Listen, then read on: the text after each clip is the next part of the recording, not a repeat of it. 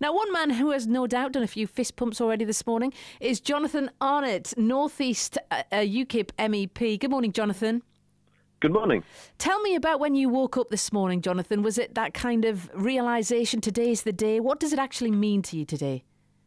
Do you know what? This is something where we voted in a referendum 9 months and 6 days ago to leave the European Union. And only today is Article 50 finally being triggered and the formal process starting. So the jubilation for me came on the referendum night, seeing those results, seeing everything come in. That was when I had that real fist bump moment that you just described. I think this morning, I think it's an enormous sense of relief that this is finally definitely happening, and that all the various attempts to derail it have finally come to nothing. As I think we all knew, eventually they would come to nothing. Eventually this would get going, but it's been such a long wait. So I think it's a sense of relief for me as much as anything, more so than the jubilation which I felt in June last year.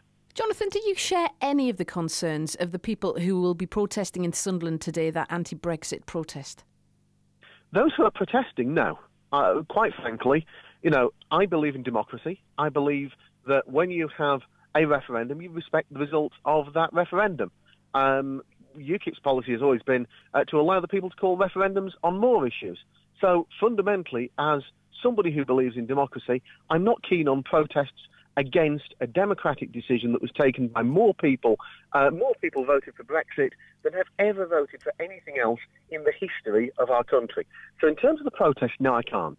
But do you share any concerns, though, Jonathan? That's the concerns that I can understand is those people who were wavering, who weren't sure, do they vote for leave or do they vote for remain in the referendum?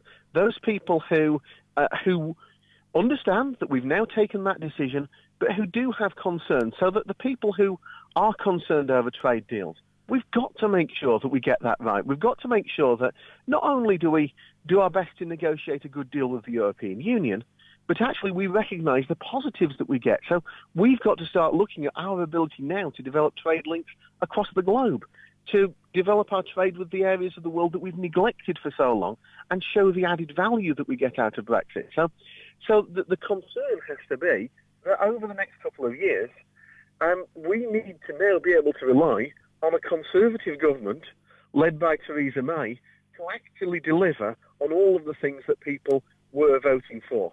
And that's the huge concern, and that's what I'm hoping to do over the next couple of years, is to make sure that we're putting as much pressure as possible on the government to achieve all the things that we wanted when we voted to leave in that referendum. I'm interested, Jonathan, as to whether you know or have any idea as to what is in Theresa May's letter, the letter that is being delivered today to Donald Tusk. Do we have any idea what's in there, and what will the reception be like when they get it, do you think? Will it all be quite stage managed? I don't know the exact content of the letter, of course. I'm sure that's a big trade secret. What the reaction will be? Well, I was in Brussels the day after the referendum. I was representing our political group in the discussions in the European Parliament the day after the referendum, and you could tell that the Euro elite, as it were absolutely shocked at the referendum result. They didn't expect it. They didn't expect that the people could ever vote for something else other than their union. And there was shock, and there was anger, perhaps a little bit of denial. And I could tell at the time there was that feeling where I think they just wanted to lash out, in a sense. I think things have calmed down since then. I think in the intervening time, I think they've realised this is something that is going to happen. They've realised that perhaps the UK is a little bit out of step with the direction that the rest of the EU goes in a lot of things, and always has been.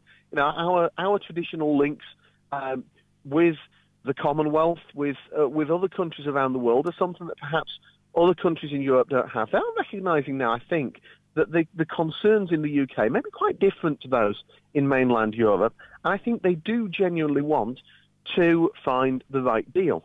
What I think their concern is that they're also seeing anti-EU sentiment in other countries, and they're trying to square a circle here where they're not.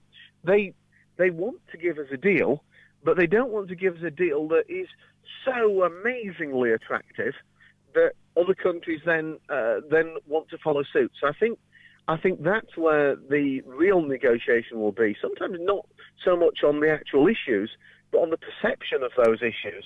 I don't think they mind giving us a great deal, because of course a good deal for them is also a good deal for us, and vice versa. You know, tariffs would be horrible for the UK, of course they would, but they'd be even more horrible for the EU, because they would have to pay us more than we'd have to pay them. So there will be a deal found. I'm absolutely convinced there will be a decent deal found, but the EU is playing its own political games here. It's got its own political tightrope that it's trying to walk.